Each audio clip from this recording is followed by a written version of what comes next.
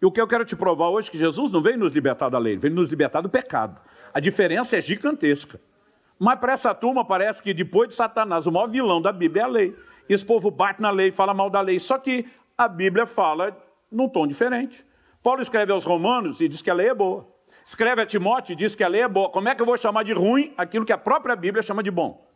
Aliás, se a lei não é boa e Deus a deu, então nós estamos dizendo que ele fez algo ruim?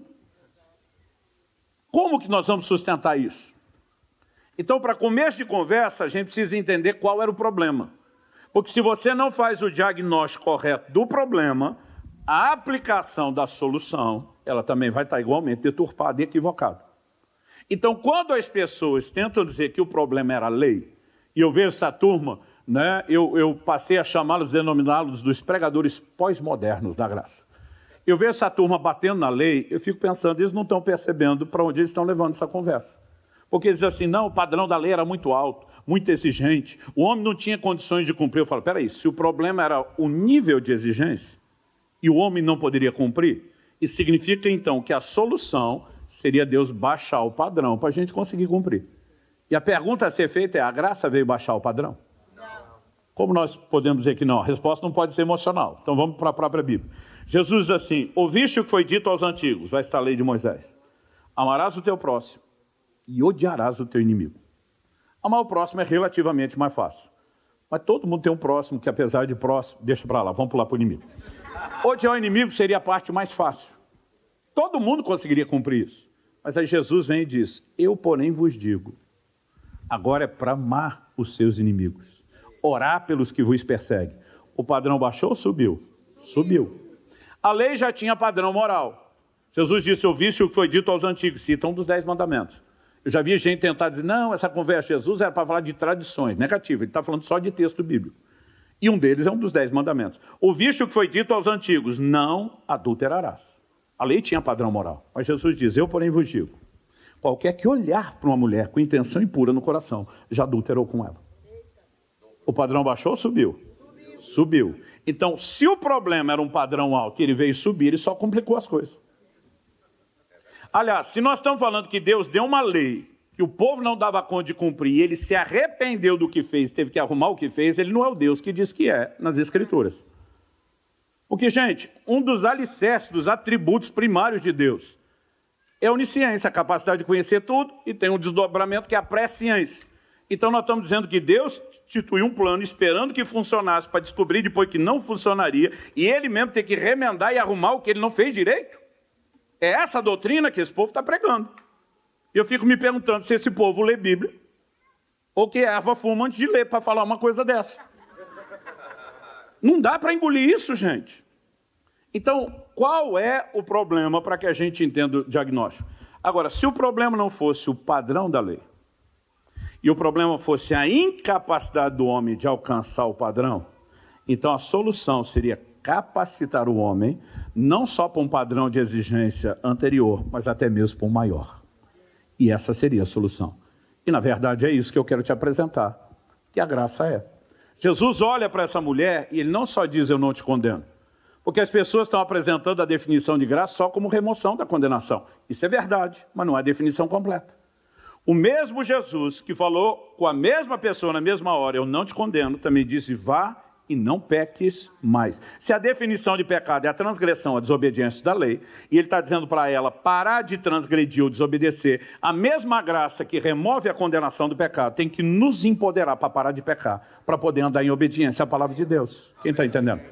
Agora, as pessoas estão apresentando um conceito de graça como uma justificativa para a desobediência, em vez de apresentá-la como o cerne da revelação bíblica, que é o que empodera a obediência. E a gente precisa entender isso.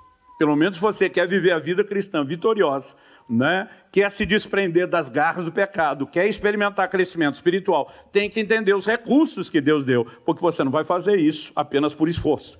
Então, a gente precisa entender essa construção.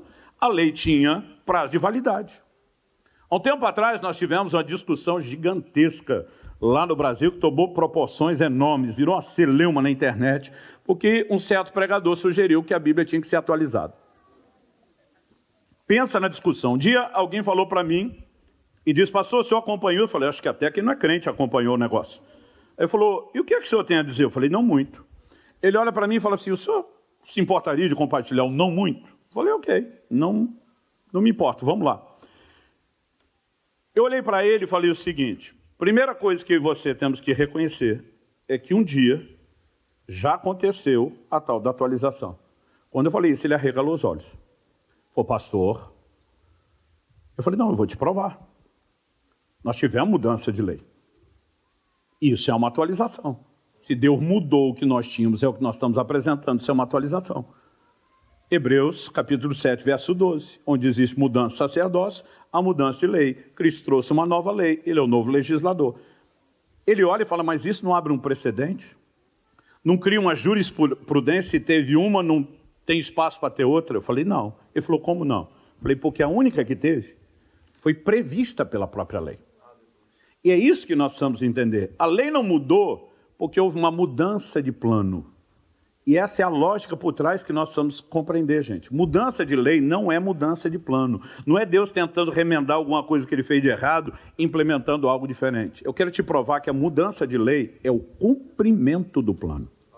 E que tudo isso foi anunciado e previsto de forma antecipada. Então, por exemplo, se você olhar para as Escrituras, vai perceber que em Deuteronômio 18:15, nós temos a declaração, Moisés repete, mas ela vem do próprio Deus. O Senhor, seu Deus, fará com que do meio de vocês, do meio dos seus irmãos, se levante um profeta semelhante a mim. A ele vocês devem ouvir. Uma coisa é o Moisés falar, olha, Deus vai levantar alguém do meu nível. A outra é Deus falar. O que significa um profeta semelhante a mim? Moisés não estava no mesmo nível dos demais. E é a Escritura que diz isso. Quando em Números 12, você tem ali uma situação familiar envolvendo Arão e Miriam, os irmãos de Moisés, a Bíblia diz que Deus desce para defender Moisés e repreende tanto Arão, o sumo sacerdote, como Miriam, que eram mais velhos do que Moisés. Mas o Senhor disse, se há profeta no meio de vocês, eu, Senhor, me faço revelar a ele por meio de sonhos, visões e enigmas. Deus diz, com Moisés, meu servo, não é assim. Com ele eu falo face a face, como um homem fala ao seu amigo. Primeira coisa que colocava Moisés diferente dos outros profetas, como o próprio Deus disse, era uma linha de comunicação que ele tinha com o próprio Deus, diferenciado dos demais. Os outros recebiam as palavras em enigmas, em mistérios, visões, sonhos, que sempre, você vai ver isso ao longo da Bíblia, precisavam ser decifradas pelo próprio Deus. Mas o Senhor está dizendo, com Moisés eu falo abertamente, linha direta de comunicação. Segundo, o livro de Deuteronômio termina dizendo que nunca mais se levantou profeta com Moisés, que operasse tantos sinais, prodígios e milagres. Não tem para ninguém no Antigo Testamento. Ninguém operou tantos sinais e milagres como Moisés. Mas era só essas duas coisas que o fazia diferente dos demais profetas? Não. Moisés, enquanto a maioria dos profetas falava da parte de Deus, para repreender e confrontar pecados, fosse de indivíduos, famílias, comunidades, nações inteiras. Enquanto a maioria dos profetas falava anunciando eventos futuros, fosse livramentos ou juízos divinos. Enquanto a maioria dos profetas falava anunciando o Cristo que viria, só um foi levantado por Deus no patamar, na condição de legislador, para entregar e comunicar uma lei, Moisés.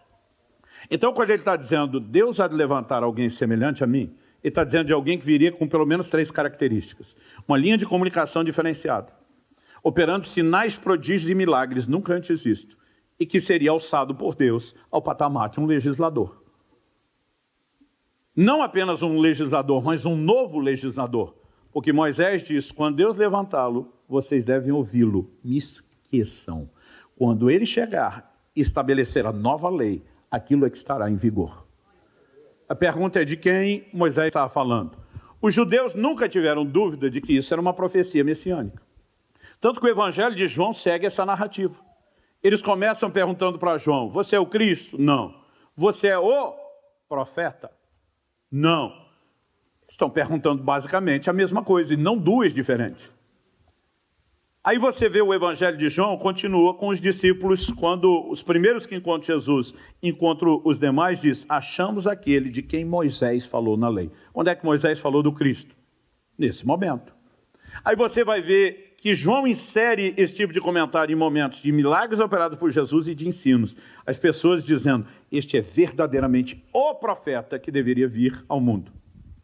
Mas a coisa só vai ficar clara e inconfundível em Atos 3, quando o apóstolo Pedro, depois de Pentecostes, já depois da cura daquele paralítico, pregando sobre Jesus, ele diz em Atos 3, 22 e 23, porque Moisés disse, o Senhor Deus fará com que do meio dos irmãos de vocês se levante um profeta semelhante a mim. A esse vocês ouvirão em tudo o que ele lhes disser. Quem não der ouvidos a esse profeta será exterminado do meio do povo.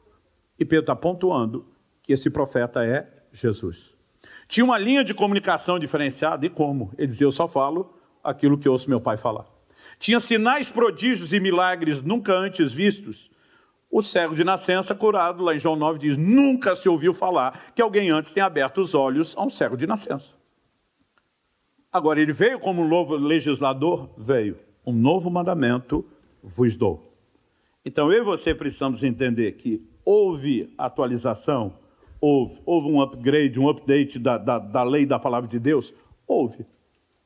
Mas esse único que houve foi previsto por lei. Quando o novo legislador veio, ele falou algo parecido com Moisés, vai vir outro. Não só não falou isso, como ele disse, passarão os céus e a terra, mas a minha palavra não há de passar. Então ele está dizendo, não tem mais nenhuma mudança para acontecer. Então eu acho que isso simplesmente encerra a questão e nos abre um leque. Se não tem uma mudança, por que é que durante um tempo Deus entrega uma lei com prazo de validade? Porque ela era parte de uma construção. E essa lei, ela tinha caráter transitório, porque ela tinha caráter profético. Então, vou citar de novo o que eu mencionei antes, Mateus 11:13. A lei e os profetas profetizaram até João. Ela era profética. Olha o que Jesus diz em Mateus, capítulo 5, verso 17, no Sermão da Montanha. É um texto conhecido, ele diz, não penseis que eu vim revogar a lei ou os profetas. Não vim para revogar, mas para cumprir. A vida inteira eu lia isso e pensava, peraí, se Jesus não veio revogar, então por que a gente está pregando mudança de lei? Se não revogou, está tudo de pé. E quando eu lia veio cumprir, eu entendia e achava que cumprir era obedecer. Então, além de não revogar, ele vem para garantir a continuidade. Então, não tem mudança de lei. E eu ficava incomodado com isso, desde a adolescência, lendo esse texto. Aí eu ia perguntar para os pastores, para os estudiosos de Bíblia, para os crentes mais maduros, o que significa isso?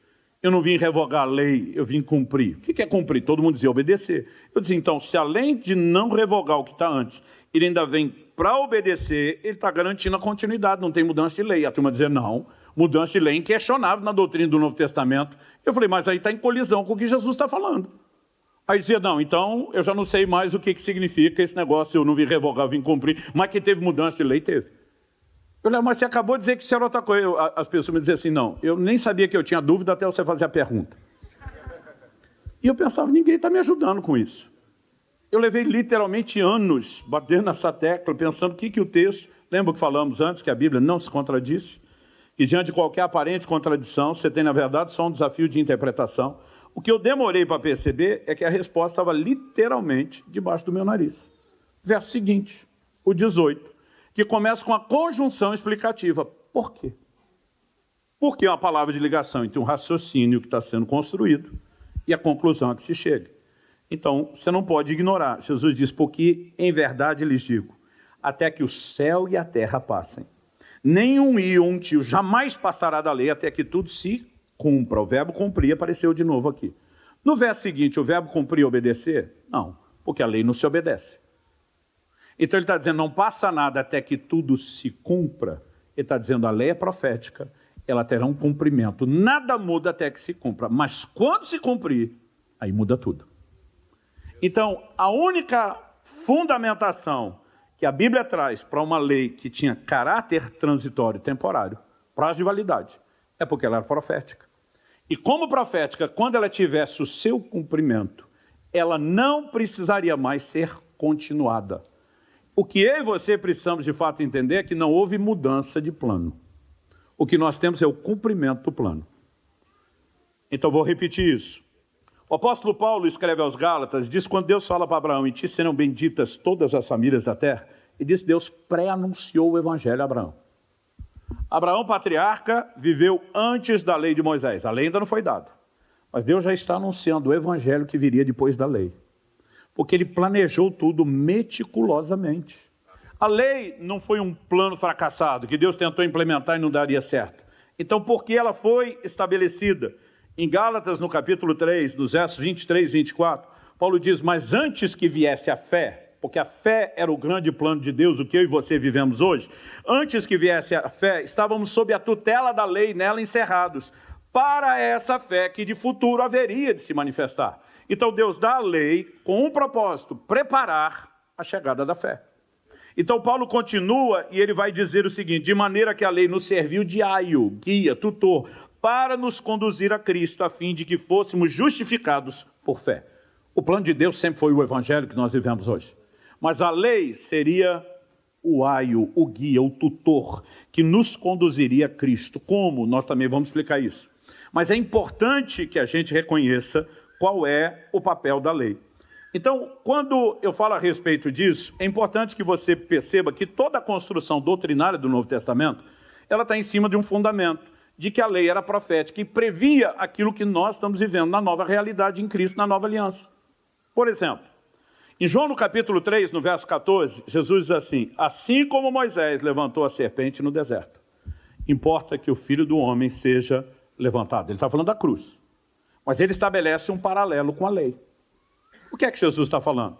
Só tem um texto no Antigo Testamento que cabe na referência dele, João 21, o episódio das serpentes abrasadoras. Abrasar significa queimar, e significa que antes do povo morrer da picada, do veneno da serpente, se sofria muito. Aquela geração que sai do Egito, está atravessando o deserto, rumo à terra prometida, eles têm que lidar com uma infestação de serpentes. O povo apavorado do que está acontecendo clama a Moisés, Moisés clama a Deus, Deus diz para Moisés, eu tenho uma solução. Deus diz para Moisés, não sei como você lê a Bíblia, eu gosto de ler me colocando lá dentro da história, trocando lugar com o personagem, me imaginando o cenário, como eu reagiria. E aí Deus diz para Moisés, Moisés, eu tenho a solução. Qual a solução? Você vai fazer uma serpente de bronze, vai levantar no haste. Imagina Moisés, pelo menos é um lugar dele, querendo perguntar para Deus, uma serpente, meu Deus? Por que uma serpente? Moisés, é a figura da maldição que assola vocês. Ok, mas tem que ser de bronze, isso. Não é de ferro, não é de bronze, não é de cobre, não é de prata, não é de ouro, de bronze. E levanta uma haste. A haste você escolhe, Moisés. Já escolhi o metal da serpente. Ok. E tem que levantar? Sim, tem que levantar, mas por quê? Moisés, olha o tamanho do arraial, do acampamento. A solução tem que ser vista de qualquer lugar. Aonde alguém for picado, ela tem que estar visível. Ok, senhor, vou levantar. E ele faz. Mas ele diz, e o que vai acontecer quando eu levantar? Deus diz para Moisés, quando alguém for picado e olhar para a serpente, ele vai receber um antídoto sobrenatural. E vai escapar da morte. Mas no lugar de Moisés, imagine quem não olhar. Vai falando do jeito bem brasileiro, imagina Deus dizendo, deu ruim. Vai perecer, vai morrer. Aí Jesus está dizendo, do mesmo jeito que foi lá, será aqui. Jesus está dizendo, lá tinha uma maldição assolando aquele povo. Jesus diz, hoje nós temos uma maldição assolando toda a humanidade. Aquela maldição levava à morte, apesar que aquela era só física. Jesus está dizendo, essa maldição atual está trazendo morte, mas ela é espiritual. Jesus se referia ao pecado. Ele está dizendo, mas assim como lá Deus tinha uma solução, aqui Deus também tem uma solução. Assim como lá a solução seria levantada, aqui a solução também será levantada no madeiro. Assim como lá a solução levantada era a figura da maldição que os assolava, Jesus está dizendo aqui não é diferente. Mas como o pecado não tem imagem, o que será levantado é a figura de um pecador, alguém que nunca pecou, mas será julgado como se fosse um pecador e um criminoso. Todo o paralelo está estabelecido. Pastor, e o bronze? O bronze no Antigo Testamento, na tipologia do Antigo Testamento, fala de juízo. Quando se passava a porta do tabernáculo de Moisés, qual era o primeiro móvel, o objeto? Então logo passa a porta. O altar do sacrifício, onde se fazia, o altar do holocausto, onde se fazia o sacrifício pelos pecados. Do que é que Deus mandou Moisés fazê-lo? De bronze. Assim como a pia, o lavatório. Porque onde Deus julga o pecado é bronze. Mas a partir do momento que você entrava pela porta do santo lugar, ou mesmo dentro do santo dos santos, não tem mais bronze. O que você tem visível é ouro e um pouco de prata escondido na estrutura, mas não tem bronze. Porque o bronze está lá onde Deus está julgando o pecado. E aí a mensagem era, o pecado, a maldição que os assola, será julgado na minha morte e crucificação. Todo o evangelho foi pregado naquela serpente de bronze. E aí você tem que entender que Hebreus capítulo 10, verso 1 diz assim: a lei não tem a imagem exata das coisas, e sim a sombra de bens vindouros. O que é a sombra? Se eu estendo a mão aqui, por exemplo, sobre a capa do tablet que eu estou usando, eu consigo ver, aqui vai ficar bem perpendicular, mas eu consigo ver exatamente a silhueta da minha mão projetada. O que é a sombra? É aquele contorno da ausência de luz, o resto é iluminado e aquilo não. Quando eu olho para a sombra projetada, ela parece com a minha mão? Tem a mesma quantidade de dedos, tem a mesma disposição, dedão para um lado, cada um deles. Mas a pergunta é, olhando para a sombra, tem a cor da pele? Não. Tem a textura da pele? Não. Tem o efeito 3D, o redondinho dos dedos tridimensional? Não. É uma superfície 2D lisa. Então, eu olho e a figura é similar, mas não é a imagem real. Mas eu consigo saber o que a projeta na hora. Por quê? Primeiro, porque tanto a sombra como o que a projeta estão no meu campo de visão. Mas mesmo se eu tirasse a mão do campo de visão e só visse a sombra, eu ainda conseguiria entender que é a minha mão. Por quê? Porque mesmo fora do campo de visão, é um objeto, uma imagem conhecida na minha mente. Então, não tenho dificuldade de relacionar o que eu não vejo, mas conheço. Agora, se você olhar só a sombra de um objeto fora do seu campo de visão que você nunca viu, você consegue entender a sombra? Não. Onde é que essa sombra fará sentido? Quando aquilo que a projeta entrar no campo de visão e você perceber a relação, você dizer, é isso que estava projetando a sombra. Então Deus encheu a lei de sombras, figuras codificadas, que seriam entendidas somente no momento oportuno. Era literalmente uma mensagem codificada, para que lá na frente ninguém tivesse dúvida de que não houve mudança de plano. O que Deus estava executando era o cumprimento do plano. Tanto que em Romanos 16, 25 e 26, o apóstolo Paulo diz assim, ora, aquele que é poderoso para vos confirmar, segundo o meu evangelho e a pregação de Jesus Cristo, conforme a revelação do mistério guardado em silêncio nos tempos eternos. O evangelho é chamado de um mistério guardado em silêncio nos tempos eternos. E que agora se tornou manifesto como foi dado a conhecer por meio das escrituras proféticas, segundo o mandamento do Deus eterno, para a obediência da fé entre todas as nações. Então, a explicação é que, é claro, o que Deus guardou em segredo oculto foi revelado agora, como? Por meio das escrituras que eram proféticas, explicavam exatamente o que teríamos, para que isso que agora é entendido possa ter a obediência da fé. A fé nunca veio remover a obediência. O cerne da fé que nós vivemos é justamente a expressão de obediência à revelação da palavra. Mas você jamais terá clareza da revelação da nova aliança sem entender a construção das figuras proféticas. Quem está acompanhando? Então, por exemplo, Jesus diz, eu não vim para revogar a lei, eu vim para cumprir. A lei tinha sacrifício de animais. A partir do momento que Jesus veio, instituiu a nova aliança, o sacrifício de animais continua? Não. Então Jesus veio revogar o sacrifício? Não. Ele veio cumprir.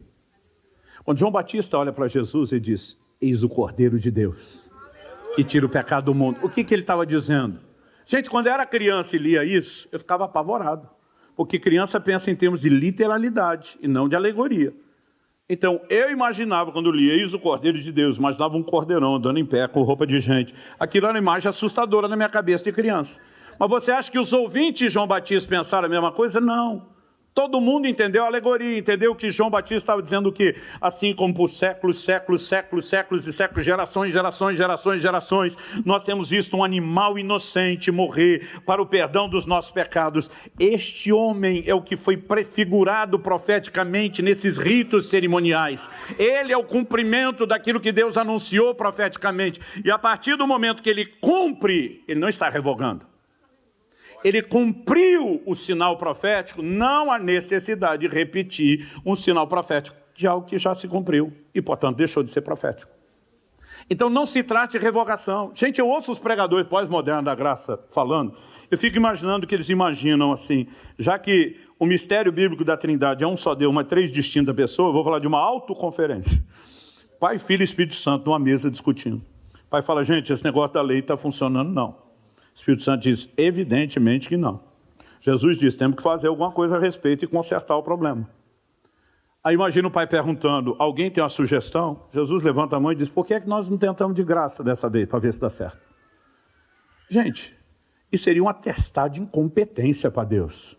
Dizer que ele institui um plano que não funciona, que ele tem que repensar, contradiz tudo que ele é. Mas se você entende que a mudança de lei não é mudança de plano, e é o cumprimento, tudo muda de figura. Faz sentido para você? Então, a pergunta é, pastor, o que é que mudou? Porque assim, a gente tem gente como aquele garoto que tenta, dizer que antes tinha lei e que agora não tem mais. E nós vimos que isso é uma falácia. Então, continua tendo lei. Não é a mesma lei, mas continua tendo lei. Então, a pergunta é, Deus mudou? Porque quando eu vejo essa turma também pregando a graça, do jeito que estão pregando, eu fico pensando, eles devem acreditar que Deus se converteu do Antigo para o Novo Testamento. Não, porque fora de Deus, que era ruim, impiedou, mandava matar todo mundo, botou uma lei difícil, mas agora do velho para o novo ele aparece o Deus amoroso, facilitando tudo. Ele converteu. Gente, um dos atributos inquestionáveis, fundamentais de Deus, é a imutabilidade de Deus.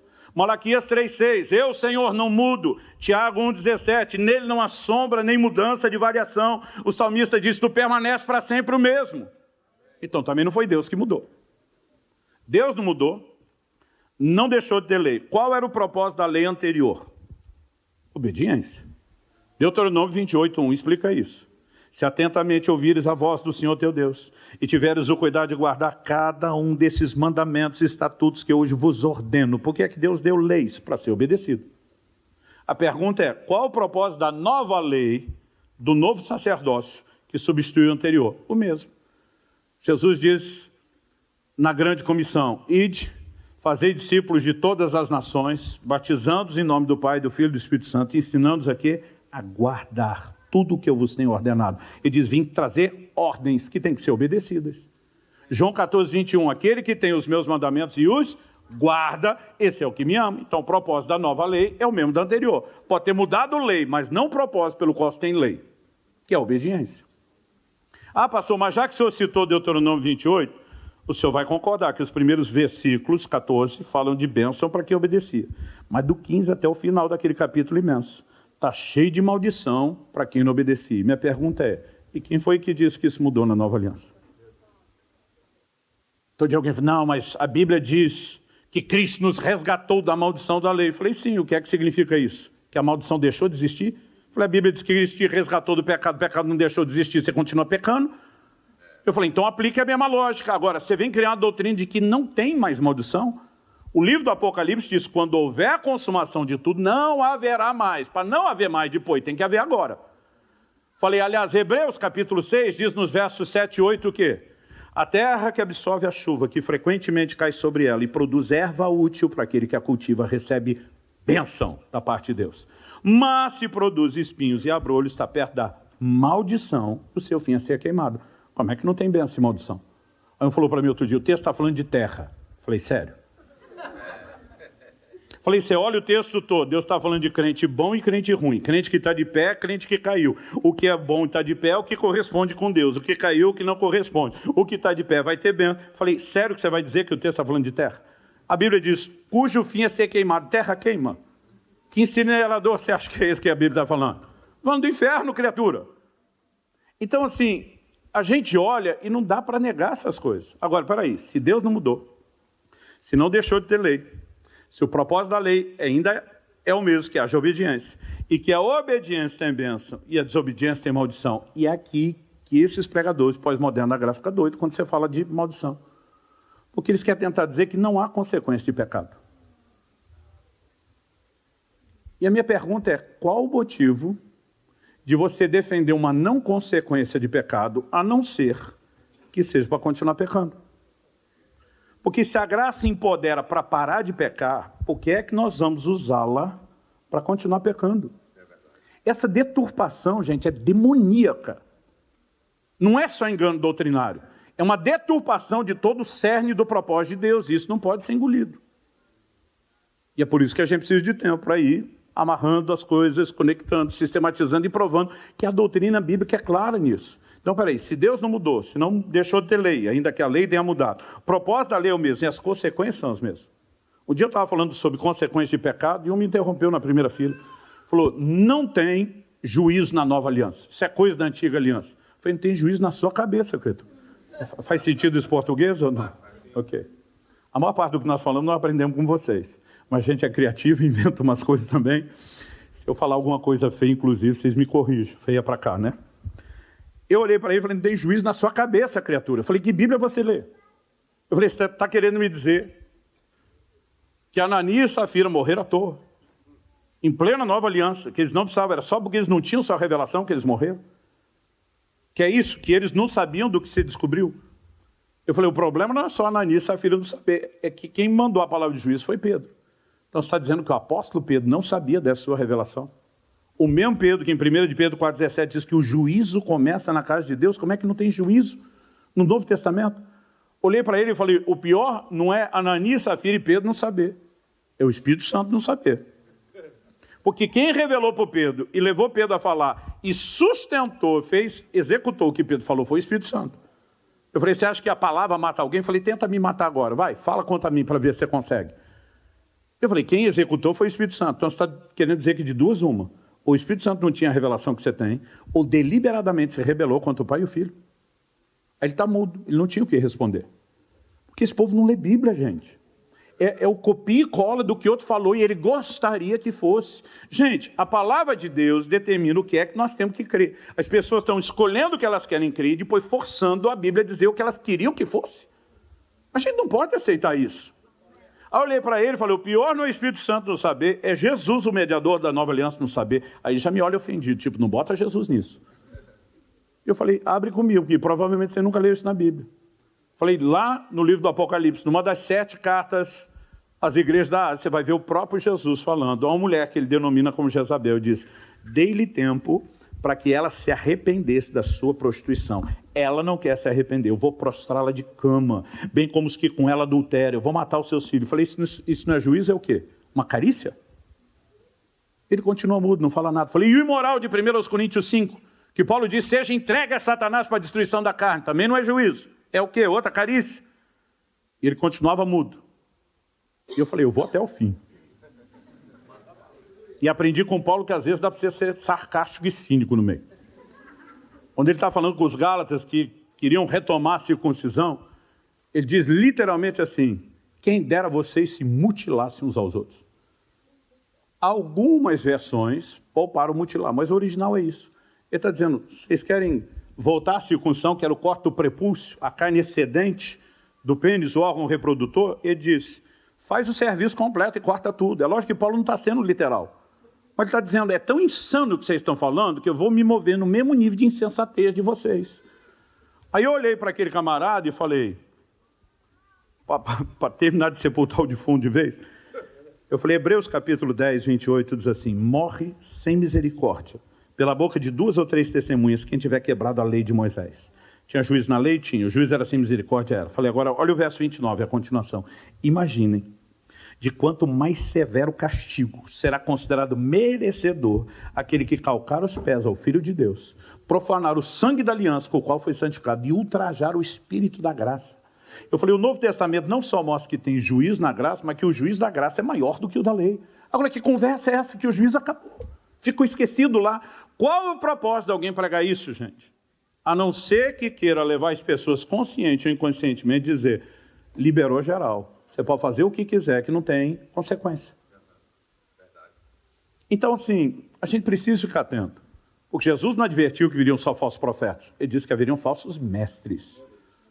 E o diabo, desde o início, lá na conversa com Eva, é um especialista na distorção da aplicação bíblica. Ele sempre tenta aplicá-la de forma distorcida. E Paulo diz, eu temo que assim como Satanás conseguiu explorar Eva, que ele faça com vocês, ou seja, pode acontecer com a gente. E tem muita gente caindo no conto. Então, assim, a gente precisa compreender, se Deus não mudou, se não deixou de ter lei, ainda que a lei tenha sido substituída, se o propósito da lei é o mesmo, se as consequências de obedecer ou não obedecer são o mesmo, o que é que mudou da antiga para a nova aliança? Outro dia um pensou em voz alta na minha frente, pelo jeito não mudou nada. Eu falei, claro que mudou. A gente está eliminando o que não mudou para ficar mais fácil achar o que mudou. E aí nós vamos voltar para aquela gaveta que você fechou e não trancou. E puxar uma frase que é importantíssima. Quando o autor de Hebreus está falando dos ritos cerimoniais da lei e diz os quais eram ineficazes para aperfeiçoar aquele que presta culto. O que a lei nunca fez, ela nunca aperfeiçoou, ela nunca mudou, ela nunca melhorou, ela nunca transformou ninguém. Qual o grande diferencial entre a lei e a graça? É que a graça, como diz o tema da conferência de hoje, do livro e do curso que eu espero que você leve, ela é transformadora. Então o cerne de toda mudança é, antes o homem estava diante de algo que ele não conseguia obedecer. E agora ele está debaixo de uma experiência que o transforma e o empodera a obedecer a um padrão até mesmo maior do que aquele que anteriormente ele não conseguia obedecer. Então, feita essa pequena introdução, eu quero avançar rapidamente no texto. E a primeira mudança de lei, diga comigo, mudança de lei. O segundo é algo simples, a gente não precisa gastar tempo. Quando Jesus diz para aquela mulher, eu não te condeno, vai não peques mais, é uma frase só. Nós vamos dividir, só para efeito didático. Primeiro aspecto da revelação da graça, remoção da condenação. Tem que começar por aí, porque todos nós viemos a Cristo já com a conta alta, devendo muito. Então, assim, todo mundo chegou sujo, fedido, encardido, precisando de limpeza, né, com pecado já cometido. Não há como começar sem que Deus remova a condenação de pecados já cometidos. Mas isso não significa que a partir de agora, limpo por Ele, Ele quer que você continue pecando da mesma forma. Então, primeiro Ele remove a condenação e depois Ele diz, vai não peques mais. Então nós vamos separar essa frase em duas partes, que não são duas coisas distintas, são só duas etapas do mesmo processo. Primeiro, remoção da condenação. Nenhuma denominação, cristã, evangélica, protestante, não importa, tudo que você bote no bolo que possa ser chamado de cristão, discorda da remoção da condenação. E olha que é uma coisa difícil você fazer, todo mundo concordar. Até em doutrinas essenciais, mas nessa ninguém discorda. Porque Romanos 8.1 é claro, nenhuma condenação mais há para aqueles que estão em Cristo Jesus. Segundo aos Coríntios 5.17, se alguém está em Cristo, nova criatura é, as coisas velhas já passaram, eis que tudo se fez novo. Romanos 8.33 e 34 diz o quê? O apóstolo Paulo, com toda clareza, ele sinaliza, quem tentará acusação contra os eleitos de Deus, é Deus quem os justifica, quem os condenará. É Cristo Jesus quem morreu, antes ressuscitou, está à direita de Deus, intercede por nós. E o que dizer de textos como do Antigo Testamento, Isaías capítulo 1, verso 18, ainda que os vossos pecados sejam como escarlate ou carmesim, eu os tornarei brancos como a neve, brancos como a pura lã. Deus seja louvado, remoção da condenação. Aliás, eu e você precisamos entender melhor o Evangelho. Porque nós não recebemos só perdão. Tem uns crentes que imaginam perdão mais ou menos assim. Deus varrendo a sujeira para debaixo do tapete, mas guardando escondido, ou olhando para nós lá do céu e resmungando algo mais ou menos assim. Eu vou fingir que eu não lembro do que vocês fizeram no verão passado. O que a Bíblia diz que Ele fez por mim e por você, Ele nos justificou. Sabe o que é ser justificado? Só isso merece um livro, um seminário inteiro. Nós fomos feitos justos. Só que a maioria de nós pensa, bom, a partir do dia que eu converti daqui para frente, sou justo. E se eu te disser que não é só isso? Que a justificação também é retroativa. Pastor Luciano, como assim? Imagina que toda a sua vida foi filmada, documentada. E você resolvesse assistir o filme? Não, hoje em dia a gente fala o seriado, a série da sua vida. E você resolvesse visitar os episódios dos quais você mais se envergonha, daquelas coisas que você fez, que hoje mais se envergonha. Mesmo sabendo, né, que foi perdoado, você lembra, um dia eu fiz aquilo. E aí você vai assistir, mas você pegou o streaming lá do banco de dados do céu. E agora você vai assistir, você fala, peraí, o ator principal ainda sou eu, o cenário é o mesmo, tudo acontecendo nos mesmos lugares. Só que agora você está assistindo, você nunca fez nada de errado. Você vai dizer, alguém mudou o script, alguém editou esse negócio. Porque aos olhos de Deus, o que Cristo fez legalmente é como se você nunca tivesse feito nada de errado. Então, gente, me entenda, eu não estou tentando desmerecer nem diminuir a remoção da condenação. Ela é mais gloriosa do que nós entendemos até agora. Mas o que eu quero te dizer é que isso, por mais glorioso que seja, não pode diminuir o que vem na sequência. A remoção da condenação nunca foi um fim em si mesmo. Era o início de um processo que nos levaria a algo ainda maior, mais glorioso e mais extraordinário, que é a continuidade do processo. Por isso que Paulo diz, aquele que começou em vós a boa obra, há de completá-la até o dia de Cristo Jesus. A dificuldade das pessoas é que eles começaram a mutilar a definição de graça. E não é que eles inventaram uma coisa que não está na Bíblia. É que quando eles cortaram esse negócio pelo meio, pegaram uma parte e jogaram fora a outra, eles descaracterizaram até mesmo aquilo que a Bíblia falava de uma primeira parte, que não poderia não ter a outra. Então um dia eu estava pregando sobre santidade, um me procura e fala assim, o senhor nunca leu Romanos 8:1, que não há mais condenação para quem está em Cristo Jesus? Eu falei, eu li isso. E você leu 2? Eu perguntei para ele. Porque é o versículo seguinte. Porque a lei do Espírito da vida te libertou da lei do pecado e da morte. Falei, então, porque não há condenação para você continuar pecando, criatura. Não há condenação do que já fez, mas agora a libertação para que você pare de fazer e viva diferente. Aí outro dia um me abordou e falou, o senhor nunca leu que onde abundou o pecado, superabundou a graça? Eu falei, eu li. Você leu os 2 versículos seguintes? Porque, gente, não é um negócio que está lá do outro lado da Bíblia para dizer que a pessoa não viu. Se ela estudou primeiro, ela tem que ter visto o que está na sequência. Paulo diz, então nós vamos pecar mais para ter mais graça? E ele mesmo responde, de jeito nenhum. Porque a graça não veio para você continuar pecando. A graça veio te libertar do pecado. Então ela remove a condenação do que você já fez, porque está feito. Não tem mais jeito de remediar isso. Mas ela diz, agora você pode parar de pecar. E esse é o ponto que eu quero explorar. Mas as pessoas enroscam na remoção da condenação porque elas não entendem processo. Pastor, o que é processo? Deixa eu te dar um exemplo. Um dia um crente da igreja, um jovem me procura e falou, pastor, tem hora que eu estou lendo a Bíblia e eu fico com dúvida. Eu falei, bem-vindo ao sindicato. Aí ele falou, não, estou falando sério. Eu falei, eu também. Eu falei, isso é que nem videogame. Vai passando de fase, vai ficando mais desafiador, como diria a moçada. Então, eu falei, o que é que está pegando? Ele falou, não, tem hora que eu estou lendo a Bíblia e tem hora que parece que a Bíblia conjuga a salvação no passado, outra hora no futuro, outra hora no presente. Eu falei, parece não. Porque ele falou, eu tenho uma sensação. Eu falei, não é uma sensação, é uma constatação. Atos 15:11, fomos salvos, passado.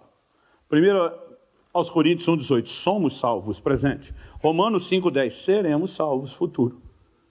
Eu falei, ela conjuga nos 3 tempos. Ele olha para mim e diz, está errado. Eu falei, errado está tu, criatura, a Bíblia não está errado nunca. Não, mas deve ser um erro de tradução. Eu falei, se o tempo verbal ali não é definido, a teologia do assunto mostra que tem passado, presente e futuro. Aliás, se Paulo diz aquele que começou o passado, vai terminar, o que começou no passado tem um futuro, e entre o passado e o futuro tem que ter o presente. Jesus diz em Mateus 7, 13 e 14, ele fala de uma porta e um caminho estreito, que conduzem onde? A vida eterna. O movimento discipulado na Argentina, na década de 70, simplificou toda a vida cristã em 3 etapas. Porta, caminho e alvo, ou destino. Então, Jesus fala da porta estreita. O que é a porta? Em João capítulo 3, falando sobre o novo nascimento, Jesus diz no verso 5, se alguém não nascer de novo, não pode entrar no reino de Deus. O reino de Deus tem uma entrada, uma porta. Como que se entra? Nascendo de novo. A conversão é a porta. Agora, qual é o propósito da porta? A porta é o acesso a algum outro ambiente ou lugar. O que tem depois da porta? Um caminho. Aliás, o que eu e você chamamos hoje de cristianismo, que é a expressão coletiva da nossa fé, no livro de Atos era chamado de o caminho. Até quem falava mal dizia, aceita intitulada o caminho. Por quê? Só porque Jesus diz, eu sou o caminho? Não, porque Isaías já tinha profetizado 700 anos antes, várias vezes. Haverá um caminho santo para o povo de Deus, o impuro não passará por ele. Eles entenderam, a partir do momento que converte, você começa uma caminhada. Por isso que em Efésios 4, Paulo fala da forma como deveis andar. Ele não estava falando da ginga, o balanço do corpo. Ele está falando como a gente se conduz no caminho. Agora, onde o caminho leva? Tem um alvo. Filipenses 3, 13 e 14. O que é que o apóstolo Paulo diz? Esquecendo-me das coisas que para trás ficam e avançando para as que estão diante de mim. Prossigo para o alvo. O que é que tem lá no fim? Um alvo. O que é o alvo? O prêmio da soberana vocação de Deus em Cristo Jesus. Então pense comigo. Há 2 maneiras de olhar. Esquecendo-me das coisas que para trás ficam. Primeiro, você pode imaginar que as coisas são como esse livro aqui e elas estão em movimento. Então as coisas estão passando, o observador está parado, que ele simplesmente vê essas coisas ficando para trás. Ou as coisas são o púlpito, as coisas estão paradas e o observador está em movimento, esquecendo-me das coisas que para trás ficam. Qual das 2 Paulo está falando? Ué, se ele diz, e avançando para estão diante de mim, prossigo, quem está em movimento é o observador. Porque nós estamos num caminho. O caminho fala de progressão, gente. E nós não podemos simplesmente olhar porque a Bíblia chama de multiforme graça e definir que é só remoção da condenação. John Wesley falava de uma graça justificadora quando você passa pela porta. e de uma graça santificadora que opera na continuidade do que vem depois da porta, que é o caminho. Então, assim, entender os processos e a continuidade é uma chave. E, entendendo essa chave, eu quero me concentrar no nosso terceiro e último aspecto. Primeiro, remoção da lei. O segundo, diga comigo, remoção da condenação. Perdão, primeiro é mudança de lei. Diga mudança de lei. Remoção da condenação. Se alguém falou, pastor, esse negócio de repetir é espiritual, eu falei, não, é didático, é só para você lembrar. E terceiro e último lugar, eu quero aqui tentar definir o cerne da graça, chamando ela de capacitação para a obediência. Diga comigo, capacitação para a obediência. Onde Jesus diz, vai e não peques mais, se nós já estamos desde o início que a definição de pecado é transgredir a lei, então não pecar é não transgredir, ou seja, obedecer. Jesus está dizendo a essa mulher, você não vai transgredir mais, agora você vai guardar, obedecer a lei. Então a mesma graça que remove a condenação, empodera-nos para que a gente possa obedecer. Agora, cá entre nós, só de ouvir isso já dói o ouvido de alguns de vocês, porque a maioria de nós pensa, impossível parar de pecar. Eu lembro quando eu lia Mateus 5,48, ainda adolescente, Jesus disse, sede vós perfeitos, como perfeito é o vosso Pai. Eu pensava, estava empolgado Jesus, viajou, foi longe. Como é que é? Se alguma coisa que Jesus disse não é verdadeira, por que é que o resto seria? Agora, ele não só disse, sejam perfeitos, mas ele botou o mais absoluto padrão de perfeição, como é perfeito o vosso Pai Celestial. Então, ou o que ele falou não é verdade, e aí desmorona todo o resto do que nós cremos, ou o que ele falou é verdade, e a gente, em vez de lutar contra, tem que procurar entender como a verdade pode ser experimentada. Gente, a frase de Jesus para essa mulher, vai e não peques mais, se realmente é impossível, nós só temos 3 aplicações lógicas para Jesus falar desse jeito que ele falou com a mulher. Primeiro, ele enganou a mulher, mentiu para ela. Isso cabe no caráter de Cristo? Não. A Bíblia diz que ele é luz, dele não há treva alguma. A Bíblia diz que Deus não pode mentir, Hebreus 6,18. Jesus ia mentir para a mulher? Não. Não, pastor, não é que ele enganou assim de propósito. Mas é porque assim, enganado estava, Jesus não estudou muito a Bíblia, a teologia, não sabe. Quando alguém fala isso, eu tenho que ser crente e não voar no pescoço dele. De como é que é o verbo, a palavra encarnada. Se ele não souber de Bíblia e de teologia, quem é que sabe? Então, se ele não enganou, nem estava enganado, você só tem, por eliminatória, uma probabilidade lógica. Ele falou exatamente o que era verdade, o que ele queria dizer sem enganar, nem está enganado. E aí você tem que tratar isso com a mesma simplicidade. Não, pastor, mas é impossível. Eu digo, é mesmo? Então, se ele não falou a verdade, ou se ele falou uma suposta verdade que é impossível, ele no mínimo foi injusto. Deus é injusto? Não. Então nós precisamos saber como lidar com isso. O problema é que a gente joga fora algo que é o cerne do próprio Evangelho. Efésios capítulo 2, 8 e 9. Vamos ficar no 8, diz, pela graça sois salvos mediante a fé. Então, na sua experiência de conversão e salvação, como você foi salvo? Pela fé. Foi porque você entendeu tudo? A maioria de nós não entendeu o Evangelho todo até hoje. Paulo chama isso de a loucura da pregação. Como é que Deus me justifica retroativamente pelo que eu já fiz, e o que eu já fiz deixa de aos olhos dele legalmente existir? A gente pode aceitar, abraçar, crer de todo o coração, mas explicar isso, pelo menos de maneira que possa eliminar todo o questionamento e desdobramento da razão, gente. Agora, como é que nós podemos ter fé para algo que a gente não entendia plenamente? Romanos 10, 17 diz que a fé vem por ouvir, e ouvir a palavra de Cristo. Então, a palavra pregada gerou fé no meu e no seu coração. A fé nos deu acesso à graça, porque Romanos 5,2 diz exatamente isso. Pela fé temos acesso a essa graça. E o acesso à graça nos permitiu viver a transformação plena e completa. Simples desse jeito.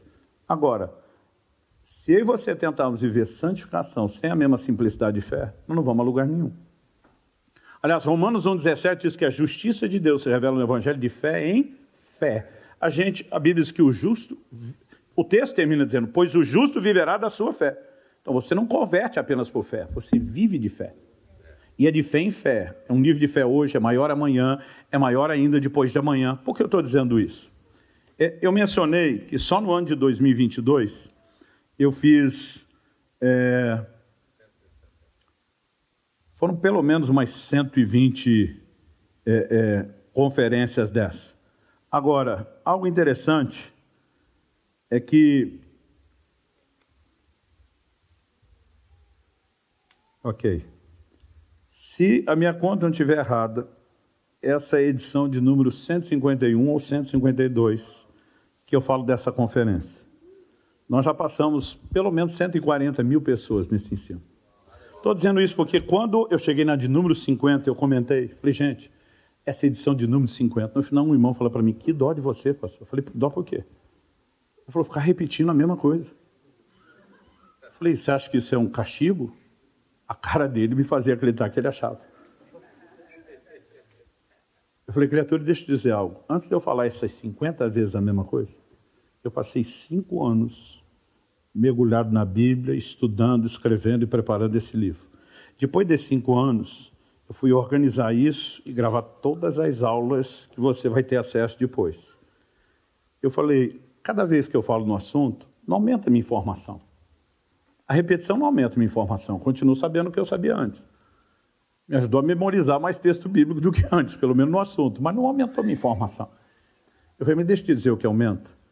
O que aumenta é a consciência dessas verdades, é a fé. Aí eu olhei para ele e falei, já não sei te dizer se Deus me mandou correr o Brasil falando do assunto por causa de vocês ou por causa de mim. Falei, porque minha fé está surtando, está indo para níveis absurdos.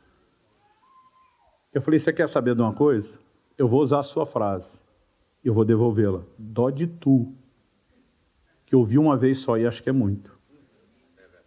Porque se você acha que isso vai produzir efeito na sua vida, você está enganado. Então, qual a nossa dificuldade? Na hora de ser salvo, puxa, a palavra trouxe fé, eu consegui entrar. Mas a maioria de nós, gente, com anos de vida cristã, nunca foi exposto a um ensino claro, bíblico, sistemático, objetivo de santificação. E aí, como é que nós vamos viver isso sem a orientação bíblica? Não é nem só que o credo esteja devidamente aceito na nossa mente, gente, é mais do que a mente. É algo que precisa alimentar o meu e o seu coração e nos levar a um lugar onde, de forma sobrenatural, a gente desfruta dos resultados. Quem está entendendo? Então, deixa eu te provar que nós temos um muro de incredulidade na nossa mente. Paulo diz em 1 Coríntios 10:12, aquele que está em pé, cuide para que não caia. A maioria de nós adapta o texto. O texto está dizendo que quem está em pé é para não cair. Ele diz, olha, não é para cair toda hora, não é para cair todo dia, não é para cair o tempo todo, mas a gente só pensa em termos de queda. A Bíblia está dizendo que é para não cair. Aí o crente vai lá, na mente, na razão dele, diz, impossível. Eu digo, impossível, se você tivesse entregue só os seus recursos, a sua limitação. Mas o mesmo texto que diz, no verso 12, o que pensa estar em pé, veja que não caia, na sequência diz, não sobreveio a vocês, a vós, não vos sobreveio nenhuma tentação que não fosse humana. Mas Deus é fiel, não permitirá que vocês sejam tentados além daquilo que pode suportar. Pelo contrário, juntamente com a tentação, vos proverá livramento de sorte que a possam suportar.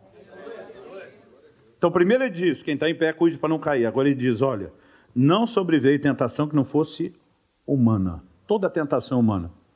Mas na explicação dos crentes, quando peca, não, é sobrenatural.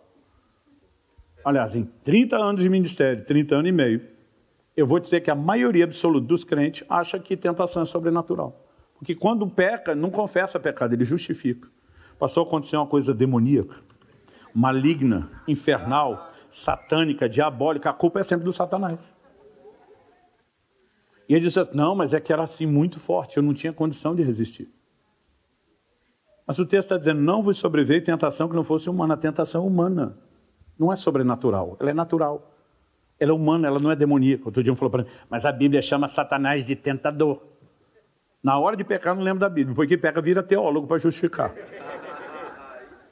Olhei para ele e falei, e a mesma Bíblia diz em Tiago, capítulo 1, verso 14, cada um de vós é tentado, quando atraído, enganado pela própria concupiscência. Falei, é o seu desejo que te trola, que te engana. Não, mas a Bíblia diz Satanás é tentador. Falei, ok, vamos lá. Satanás, o tentador, está do lado de fora. A tentação está do lado de dentro. O tentador do lado de fora é um ente sobrenatural. A tentação do lado de dentro é um desejo natural. O tentador externo sobrenatural não pode empurrar para dentro de você um desejo que você não tem. O máximo que ele pode é estender um cardápio debaixo do seu nariz e provocar o desejo natural. O tentador pode ser sobrenatural. A tentação continua sendo natural. Quem está entendendo? Por que eu estou dizendo isso? Gente, vamos pensar sério. Se o que a gente crê, e esse é o problema de muita gente, o entendimento errado leva a uma fé errada, a fé errada leva para o lugar ou resultado errado. Se eu e você acreditamos que tentação é sobrenatural e que vencê-la é humano, nós já demos o perdido antes de começar. A batalha já foi perdida antes de começar. Porque como é que eu vou lutar com algo impossível de se vencer? E quem crê nisso, gente, não vai longe. Agora, o que é sobrenatural, de acordo com esse texto? Não é, nunca foi, nunca será tentação. E de sobrenatural o quê? Deus proverá livramento. O livramento é que é sobrenatural, não a tentação. Agora, se eu e você entendemos, peraí, a tentação é sobrenatural, vencê-la é humano natural, não dá. Mas peraí, tentação é natural e o livramento é sobrenatural, com esse nível de entendimento a pergunta é, quem é que não vai ganhar isso? É verdade. Agora, o que é o livramento? É a maior definição da graça, gente. No livro Kryptonita, John Bevere, foi lançado em 2017, um dos melhores livros sobre santidade que eu já tive contato. John Bevere fala o seguinte, foi feita uma pesquisa com milhares de crentes nos Estados Unidos. Eles foram indagados sobre o significado de graça. A maioria esmagadora respondeu no piloto automático. Favor imerecido. Não está errado. Mas nem de longe é a definição mais completa, nem a de uso mais recorrente do Novo Testamento. Só 2% responderam de acordo com a definição integral e mais recorrente do Novo Testamento. Força capacitadora. A gente precisa entender o que é graça. Se queremos experimentá-la, nós precisamos entender o que é. Quando a gente fala do favor imerecido, a gente foca só na remoção da condenação. Ela também é isso, mas não é só isso. Quando você entende força capacitadora, você entende a continuação para parar de pecar. Então vamos lá. Segundo aos Coríntios 12, o apóstolo Paulo disse que orou por 3 vezes por um certo espinho na carne. Nem vou discutir o que é para a gente não entrar em digressão aqui.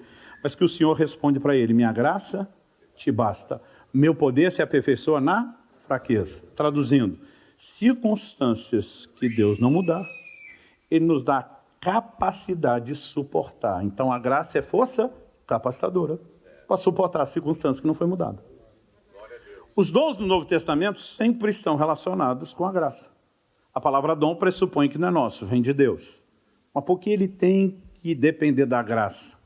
Não é só porque como dom ele é o favor imerecido. É porque esse dom, para funcionar na nossa vida, depende de uma força capacitadora.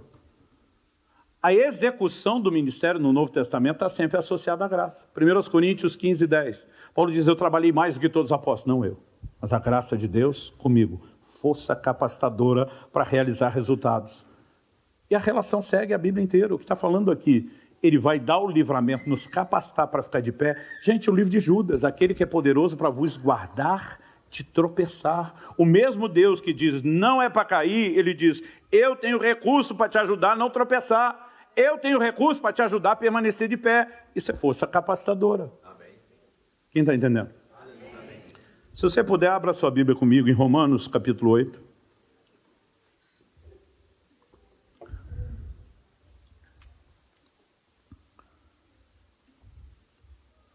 Romanos, capítulo 8. Nós vamos ler os versículos 3 e 4. Honestamente, acredito que esses 2 versículos estão entre os que dá para classificar como dos mais profundos na Escritura. E o texto diz assim,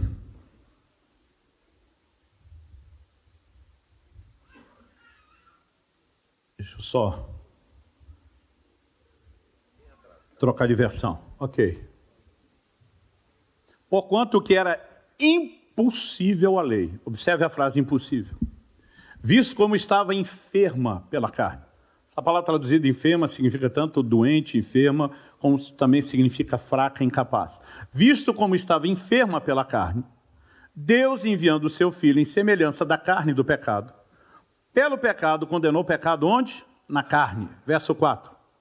Para que, indicativo de propósito, a justiça da lei se cumprisse em nós, que não andamos segundo a carne, mas segundo o Espírito. Então, primeiro vamos resumir os 2 versículos, depois a gente detalha.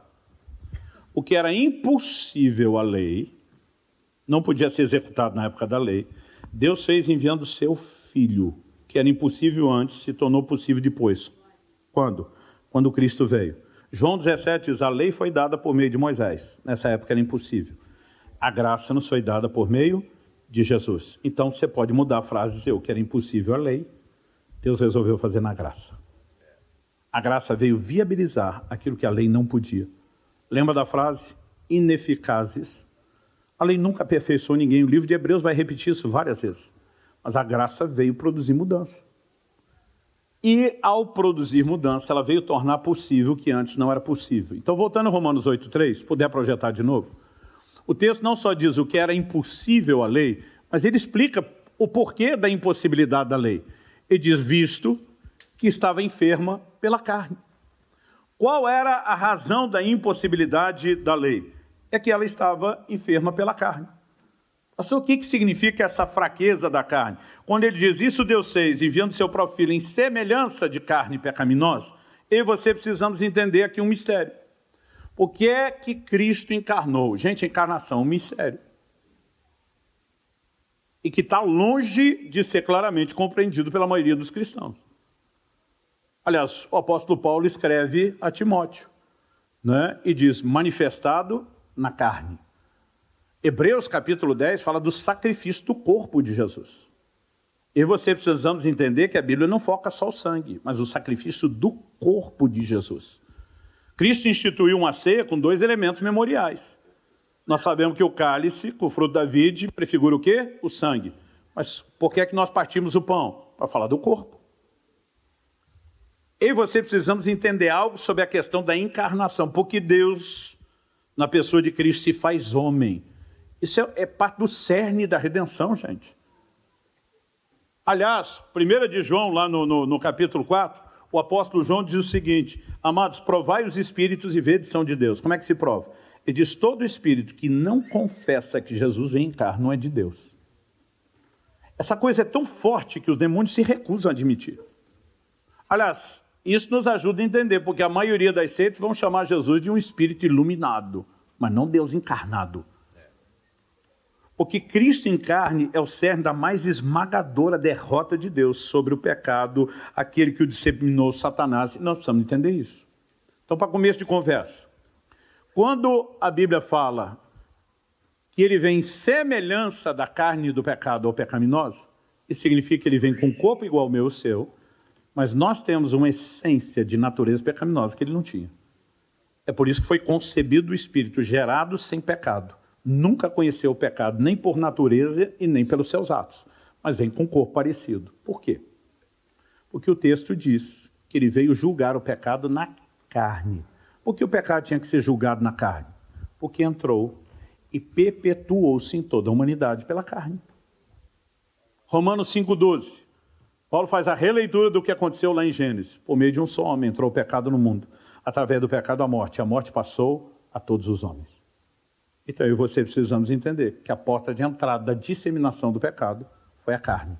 Como? Então vamos lá. Deus cria o primeiro homem conforme a sua imagem. Deus tem pecado? Ele é santo sem pecado.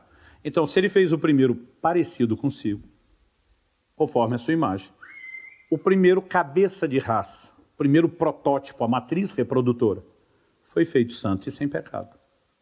Havia uma lei na criação, que não era só para animais e vegetais. Cada um reproduza conforme a sua espécie.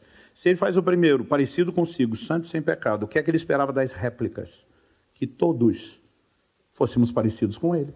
Gente, isso é o cerne do propósito da criação. Efésios 1,4, ele nos elegeu nele antes da fundação do mundo, para que fôssemos santos e irrepreensíveis do jeito dele. Isso é o cerne do propósito da criação. O problema é que esse homem feito à imagem e semelhança de Deus, quando peca, ele não apenas maculou sua reputação, ele deformou sua natureza, ele deformou o protótipo. Agora ele não é mais santo e sem pecado. O problema é que ele ainda está debaixo de uma lei, reproduza conforme a sua espécie. Mas a partir desse momento, ele começará a se reproduzir a partir do que ele se tornou, não do que ele foi criado para ser. Então a verdade é que eu e você já nascemos com defeito de fábrica.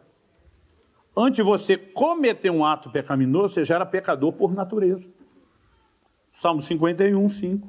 Eu nasci em iniquidade, em pecado me concebeu minha mãe. Todo dia falou, Davi estava falando dele, não dos outros. Tentando ter uma doutrina que o Davi não era filho legítimo, que foi fruto de relação pecaminosa e que isso não serve para todo mundo. Falei, só você pular para o Salmo 58, 3, os ímpios se alienam desde a madre, desde que nasce proferem mentira. Isso é a realidade de todos nós, gente.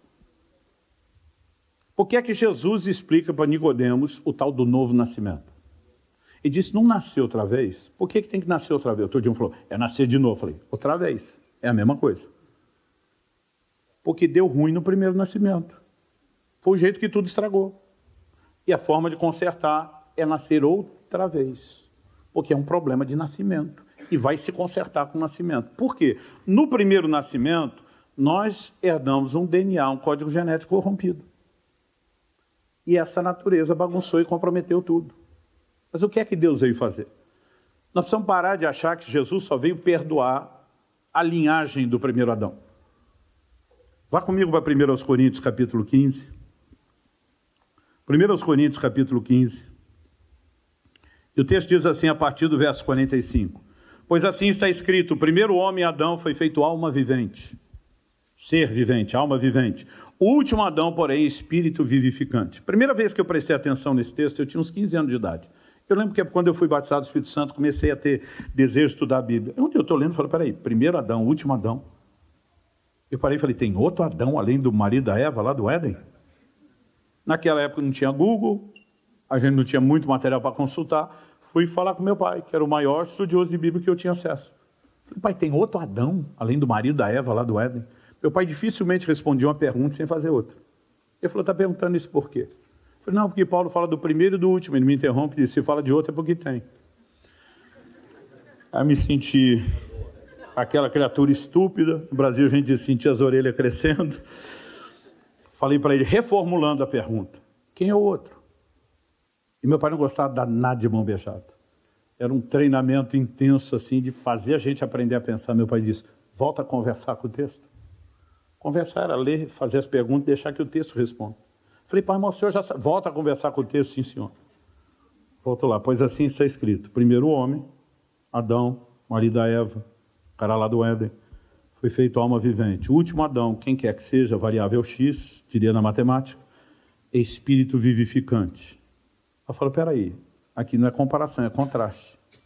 O primeiro foi feito um ser vivente, uma alma que recebeu vida. O outro é um espírito vivificante, ele dá vida. Falei, peraí, o primeiro é criatura, o outro é criador.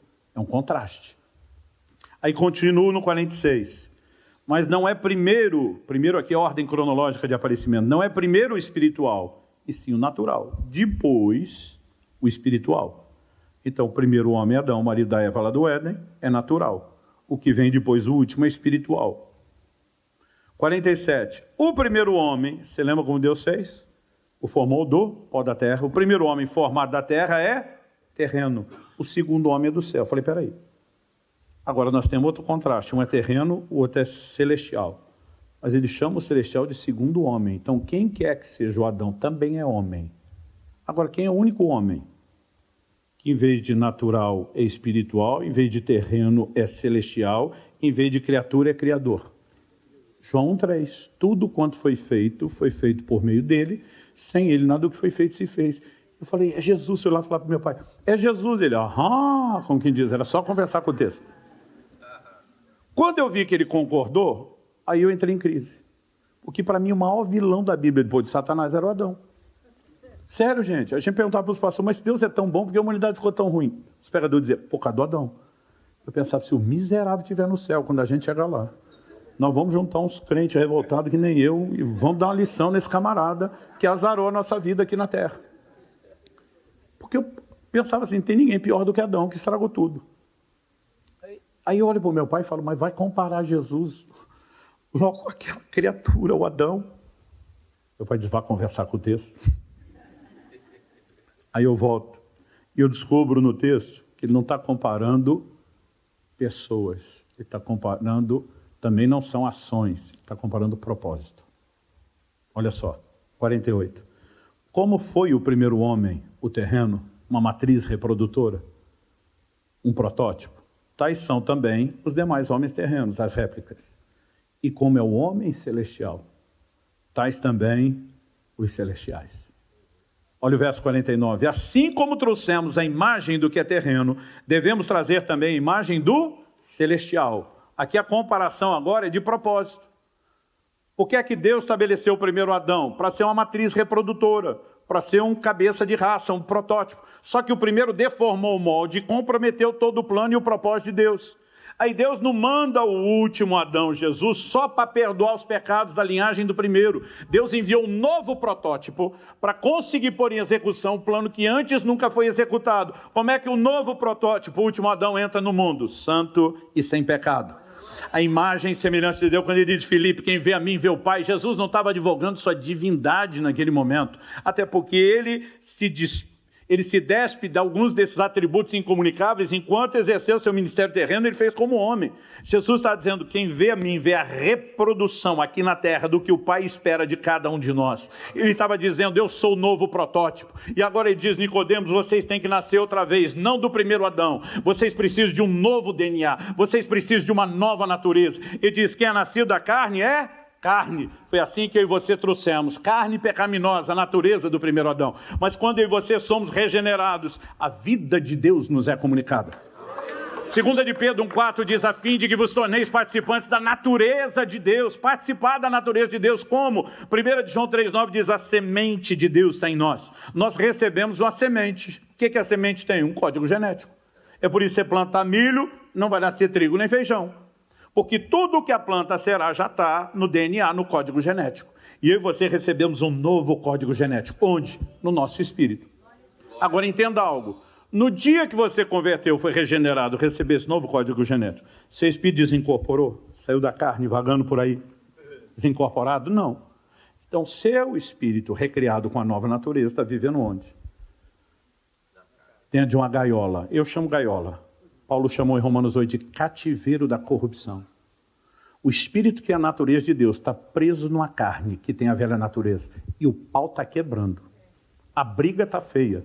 Paulo diz em Gálatas 5,16 que o espírito milita contra a carne contra o espírito, que são opostos, naturezas conflitantes.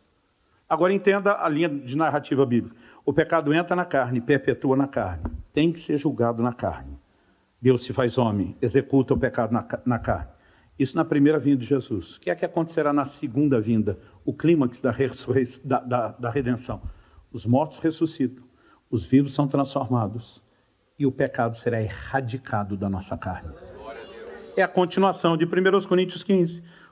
O texto diz assim, como trouxemos a imagem do que é terreno, devemos trazer também a imagem do celestial. E isso afirma, irmãos, verso 50, que carne e sangue não podem herdar o reino de Deus, nem a corrupção herdar a incorrupção. Porque essa carne não herda o reino de Deus, porque a corrupção que está nela não mistura com a incorrupção do reino. E dizeis que vos digo um mistério, nem todos dormiremos, mas transformados seremos todos. No momento, no abrir e fechar de olhos, ao ressoar da última trombeta. A trombeta soará, os mortos restarão incorruptíveis, nós seremos transformados.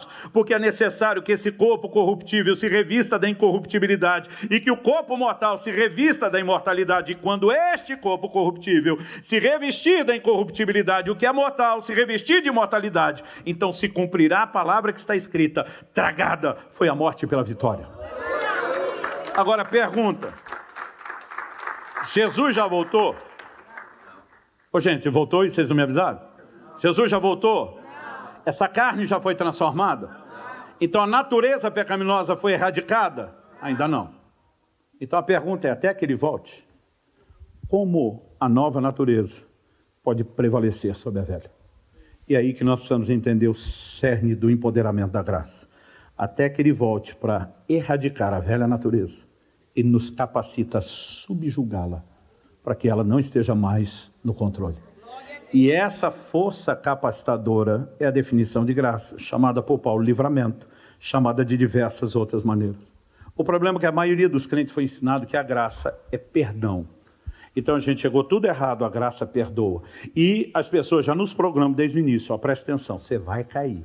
Porque você é um miserável, um pecador, não tem jeito, você vai pecar. Gente, eu passei por esse treinamento. Você está entendendo? Sim, sou pecador, vou pecar, já entendi.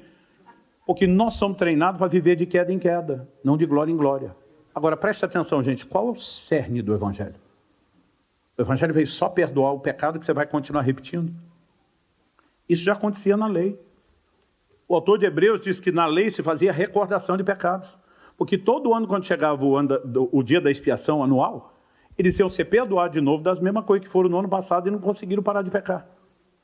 Aí Deus muda a aliança. O livro de Hebreus diz que nós temos uma nova e superior aliança, baseada em melhores promessas. Tem a Jesus como fiador. Então ele muda de aliança, faz promessas maiores, dá um novo fiador para fazer a mesma coisa que a lei já fazia, só continuar perdoando. Para que mudar de lei? Para que mudar de aliança? A gente não pode sustentar que a graça é a repetição disso, só ficar perdoando alguém que não consegue ser mudado ou transformado. Isso era a impossibilidade da lei. A graça veio fazer algo completamente diferente.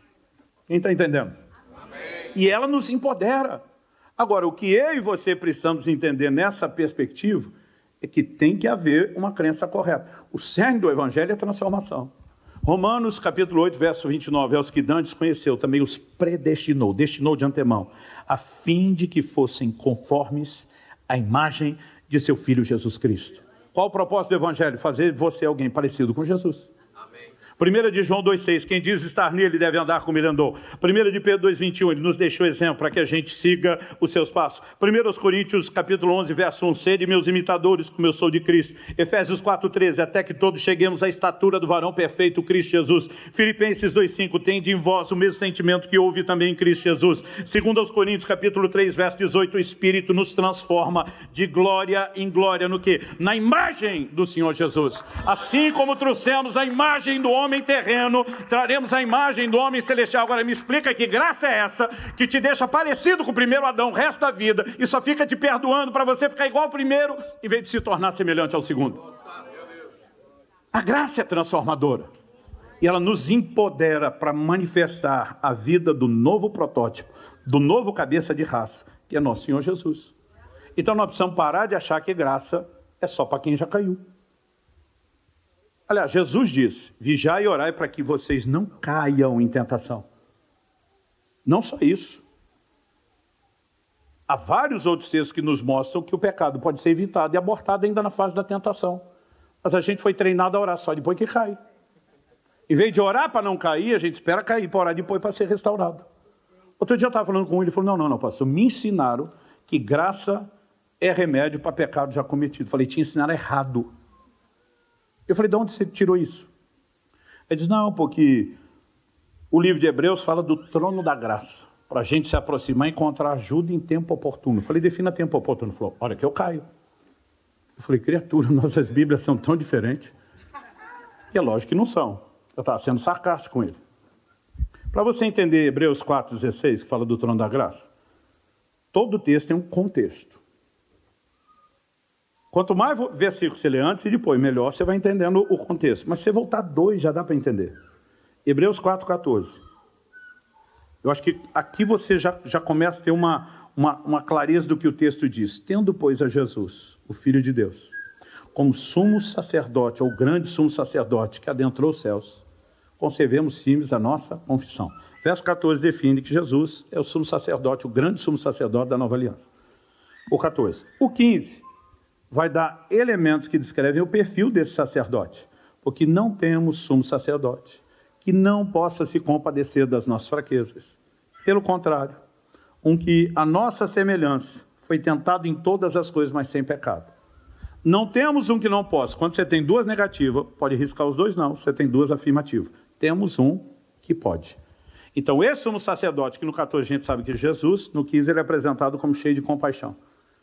Compaixão genérica, não, específica. Compaixão do quê? Das nossas fraquezas. Qual a definição das fraquezas? Ele foi tentado em todas as coisas à nossa semelhança. Está falando da inclinação à tentação. E ele se compadece. Mas não é só uma compaixão de, olha, infelizmente vocês vão pecar, tudo que eu posso fazer é ajudar depois. Ele entende tudo, porque a Bíblia diz que ele foi tentado em todas as coisas. Ele entende tudo de tentação. Ele entende tudo de vitória. Foi tentado em todas as coisas, mas sem pecado. Então, o sumo sacerdote é Jesus, cheio de compaixão, um pouquinho atentado, porque ele mesmo sabe na pele o que é isso, mas não entende só de tentação, entende de vitória. Aí o verso 16 diz, acheguemo-nos, portanto, confiadamente, junto ao trono da graça, a fim de que encontremos ajuda em momento oportuno. Se o contexto é tentação e não queda, qual o momento oportuno? É ser ajudado antes de cair, gente. O que é que Jesus nos ensinou na oração modelo, que nós apelidamos de Pai Nosso? Não nos deixes cair em tentação, livra-nos do maligno. Ele não ensinou só a orar para ser perdoado depois de já ter. Mas ele também diz, perdoa as nossas dívidas. Graças a Deus tem remédio se a gente não praticar a primeira parte. Mas o melhor não está lá, está na primeira parte. Quem está entendendo? Amém. Aí um dia uma pessoa me fala, peraí, pastor, o senhor apresentou toda a ideia de mudança de lei, porque ela era profética, preparou melhor para mostrar que aqui a gente teria o que não teve lá, que ia ser aperfeiçoado. Aqui começa com a remoção da condenação, e agora a graça nos empodera para não pecar, porque ela não ajuda só para quem caiu, para não cair. Ele falou, é isso. Falei, ótimo, seu poder de síntese está excelente. Ele falou, mas eu tenho um problema de aplicação prática. Eu falei, qual? Eu falei, então, se a graça empodera para eu parar de pecar e eu não estou conseguindo parar de pecar, o senhor está insinuando que a graça não está agindo na minha vida. Eu falei, a sua lógica seria impecável se, e deixei claro o condicional, se acreditássemos que a graça é unilateral. Então Deus faz tudo o que Ele quer, ou não há nada que possa ser feito. E eu falei, e o problema é que isso não se sustenta na doutrina bíblica. Eu falei, como é que você foi salvo? Tantos. Eu falei, não quero ouvir sua história. Definição teológica, nós estamos falando de credo aqui. Pela graça sois salvos mediante a fé. Você experimentou pela fé, mas a salvação veio pela graça. Como é que você conseguiu o toque da graça? Romanos 5,2 diz, pela fé temos acesso à graça. Não é a graça apenas que te acessa sozinho unilateralmente. Você a acessou por meio da sua fé. 2 de Pedro 3,18 diz, crescei na graça e no conhecimento. Se a graça fosse unilateral, agir sozinho, nós jamais poderíamos crescer em relação a ela. Ela cresceria em relação a nós se quisesse, mas nós não poderíamos escolher o que dizer ser mandado. E 2 Timóteo, capítulo 2, verso 1, Paulo diz para o seu discípulo, fortifica-te na graça que é em Cristo Jesus. Outro imperativo, como crescer. Mas se a graça age sozinha, de modo unilateral, ela me fortalece se ela quiser. Eu não posso escolher me fortalecer, o que dizer ser mandado. Paulo escreve aos Gálatas, e ele diz, eu não anulo a graça de Deus. Mas se a graça age sozinha e ela é irresistível, ela não pode ser anulada. Mas se ele está dizendo que pode, talvez nós não entendemos bem a declaração. Aliás, Paulo escreve em 2 Coríntios 6, e ele diz assim, exorto-vos na qualidade de cooperadores de Deus. A palavra cooperador, que é operar juntamente com o trabalho conjunto, no original grego, sinergia, trabalho conjunto. Então, exorto vocês na qualidade de quem tem que trabalhar conjunto, porque Deus não age sozinho, a que não recebais a graça de Deus em vão. Se ela age sozinha, como é que ela pode ser vã? Ela vai fazer tudo o que quer. Mas se ele está nos exortando na qualidade de cooperador, significa que se nós não interagirmos com a graça, ela se tornará vã, porque ela não vai fazer tudo sozinha. Hebreus capítulo 12, e a lista vai longe, gente, mas vamos resumir isso. No livro eu gastei capítulos inteiros, aulas inteiras no curso sobre isso, mas vamos resumir. Hebreus 12, 15. Não vos priveis da graça de Deus, permitindo que alguma raiz de amargura brotando vos perturbe e contamine muito. Não vos priveis. Se a graça age sozinho, eu não poderia me privar dela. Ela me privaria de si, mas eu não poderia. Agora, se a Bíblia está dizendo para que eu não me prive, eu tenho responsabilidade.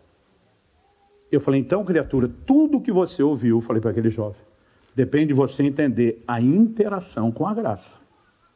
Hebreus 4,16 diz, acheguemo-nos. Imagina o trono da graça lá no telão. Acheguemo-nos, aproximemo-nos. E a gente tem que correr. Não é o trono da graça que corre atrás de você, ele não é móvel, volante. E tem crente que fica esperando isso. Que o trono da graça todo dia bate de porta em porta, perguntando, quer graça hoje para não pecar? Hoje não, volta amanhã. Tipo, você que vem atrás de mim. Agora, pastor, como eu posso interagir? Esse é o tema do seminário do ano que vem. Espero vocês até lá. Tô brincando. Depois de tudo isso, vamos pelo menos encerrar. Como se dá essa interação? E a gente pode simplificar isso. John Wesley, quando ensinava sobre santificação, e fez isso com poucos, ele falava dos meios da graça, que basicamente eram as disciplinas espirituais. Ele chamava a oração de um meio da graça. Por quê? Tiago capítulo 1 diz assim, se algum de vocês tem falta de sabedoria, peça a Deus. Ele diz, peça, porém, com fé, não duvidando. Porque o que duvida não pensa vai receber do Senhor coisa alguma. Mas espera aí, pastor, então oração é um meio de fé. Sim. E Romanos 5,2 diz que a fé é o acesso à graça. Então, por exemplo, o dia que eu vim para Portugal, eu saí da minha cidade, fiz um voo com uma conexão em São Paulo. De São Paulo, eu peguei um voo para Lisboa. Mas se você olhasse o meu bilhete, a saída era Curitiba, minha cidade. O destino final era Lisboa. O meu bilhete não me mandava para a conexão. A conexão era só um meio de eu chegar no destino. John Wesley pega mais ou menos o seguinte. A oração é um meio de fé, que é o ponto de conexão com o objetivo final da graça. Ele pula a parte da fé e vai no resultado final. E diz, é o meio da graça. Então eu e você precisamos entender que as disciplinas espirituais não têm a ver com mérito. Gente, 2000 anos de história do Evangelho. Quem foram os homens e mulheres que marcaram gerações, escreveram história, né? Nos deixaram exemplo. Eram homens e mulheres de uma vida de tempo devocional com Deus. De leitura, estudo e meditação da palavra.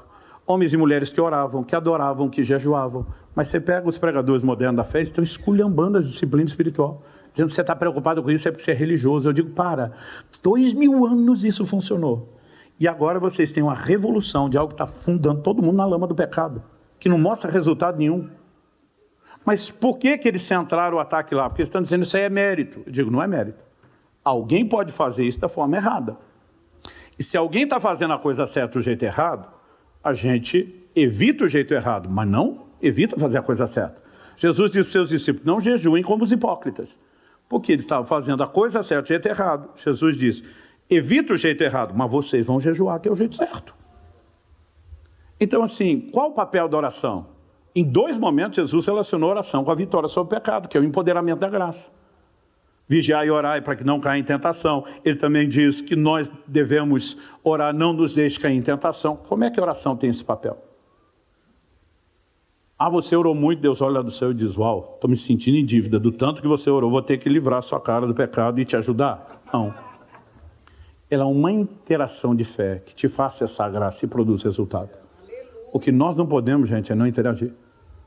Dos meus 30 anos e meio de ministério pastoral nessas 3 décadas, pelo menos 2,5, eu venho perguntando, questionando e indagando os crentes. A maioria esmagadora não ora para não cair em tentação. O que dizer orar todo dia? Porque Jesus ensinou uma oração diária. Pão nosso cada dia nos dê hoje. Amanhã você ora de novo, depois de amanhã de novo e de novo. Era para orar todo dia, a gente não ora nunca.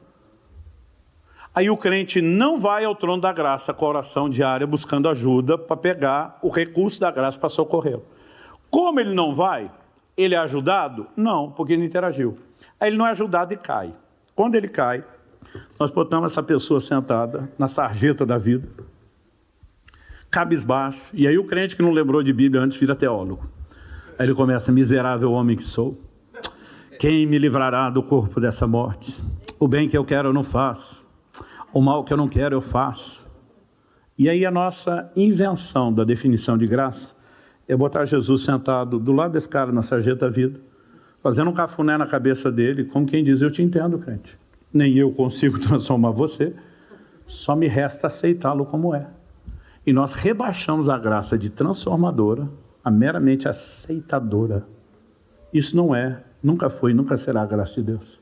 Isso é um subproduto do Evangelho que nós inventamos para justificar nossa negligência de interagir com a graça. Existe algo mais a mim à sua disposição. Quem está entendendo? E depois de Romanos 8, 3 e 4, que eu falei que é dos textos mais profundos, que era impossível a lei. Gente, o verso 4 diz a fim de que a exigência da lei, a palavra traduzida, algumas traduções mais antigas, justiça da lei, exigência da lei, se cumprisse em nós. Qual era a exigência da lei? Uma só obediência.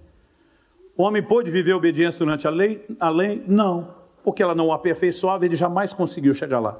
Mas a Bíblia diz para que a exigência da lei se cumprisse em nós. Então aquilo que desde o jardim do Éden, a obediência, nunca mais havia sido plenamente possível ao homem, seria restaurado em Cristo Jesus por meio da graça. Pela primeira vez na história da humanidade, depois da queda, o homem poderia obedecer e nós estamos transformando essa graça empoderadora de obediência em justificativa para continuar desobedecendo.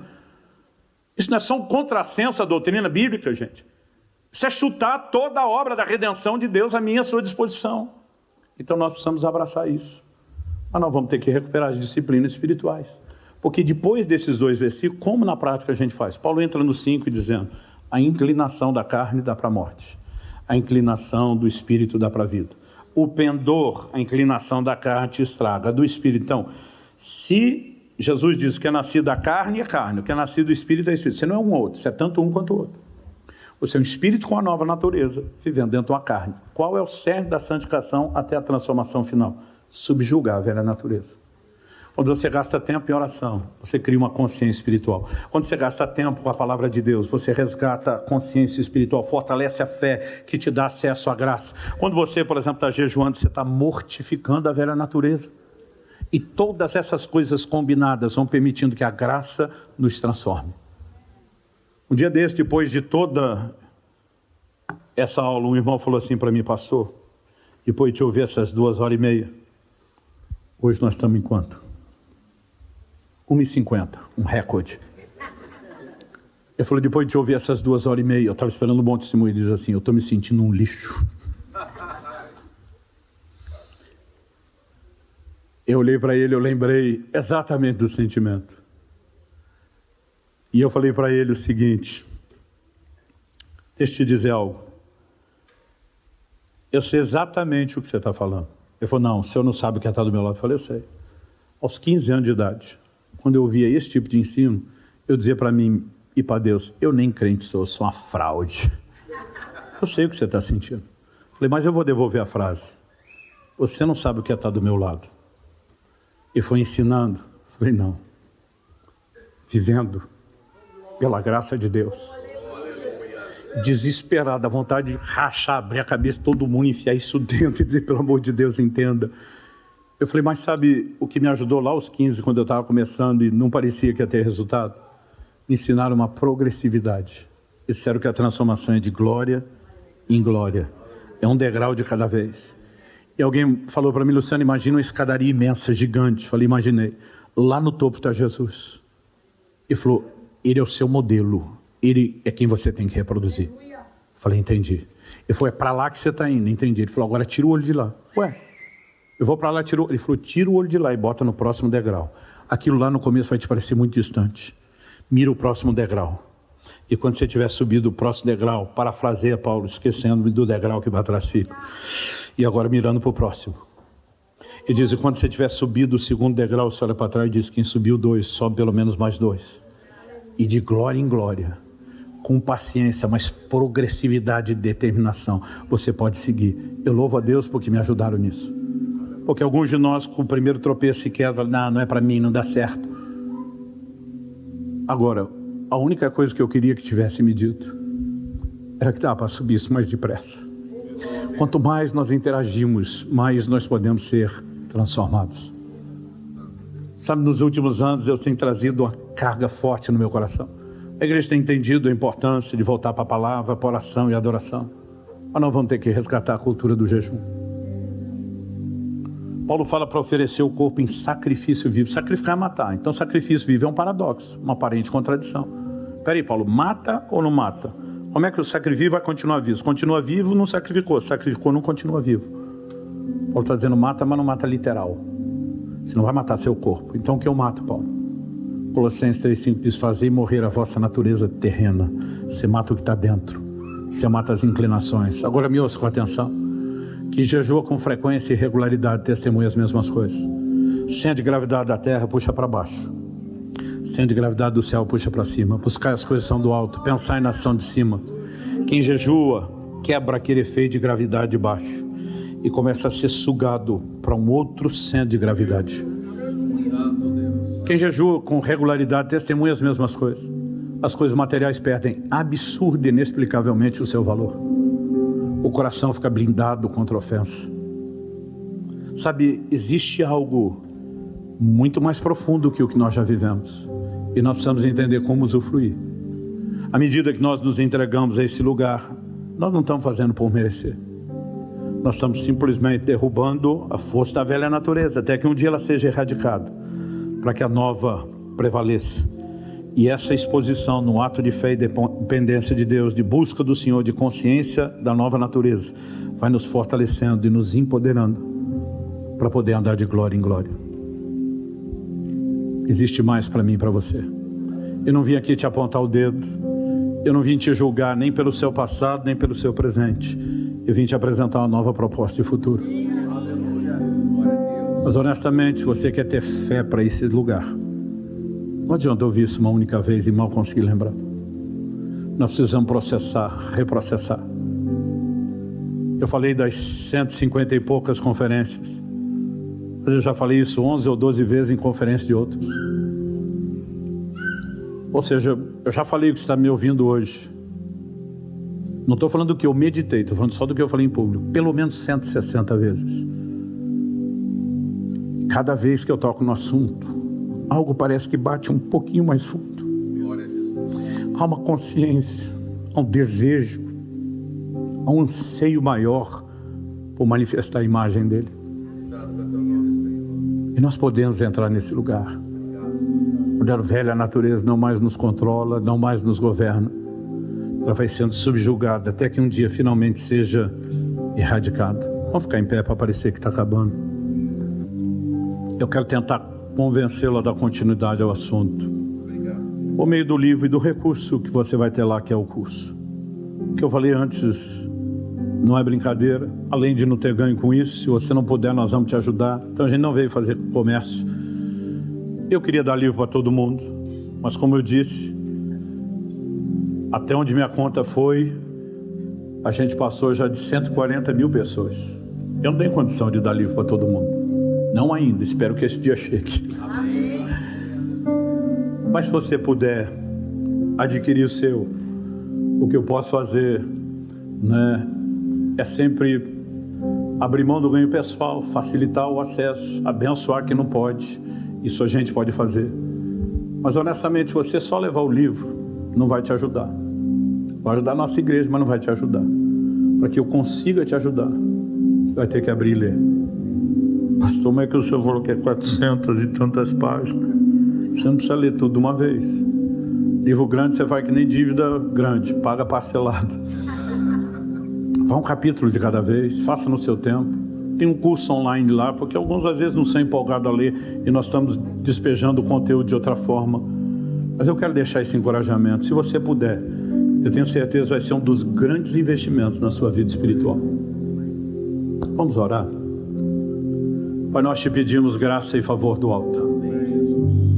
Oramos que a boa mão do Senhor nos ajude não só a entender e assimilar as verdades que aqui foram destiladas, mas nós oramos pela capacidade de processá-las e aplicá-las. Que o Senhor nos conduza na aplicação prática pelo Teu Espírito. Que uma nova consciência seja formada. Que possamos sair desse lugar com a disposição de corresponder, usando os Teus recursos, mas corresponder com a graça de Deus. Abençoamos nossos irmãos e irmãs e oramos que possam viver um novo tempo prático de desfrutar a graça transformadora e de manifestar a imagem e semelhança de Jesus. Nós oramos em nome de Jesus e para a glória de Deus. Fale um instante, um segundinho só com o Senhor Jesus. Do seu jeito, da sua maneira. Eu pedi para você ficar em pé, mas ora como você achar melhor, em pé, sentado, de joelho, em voz alta, em voz baixa. Mas só por um instante exponha a sua vida a Ele. Clame pelo toque dEle, a ajuda dEle. Em nome de Jesus. Clique e veja mais vídeos como esse.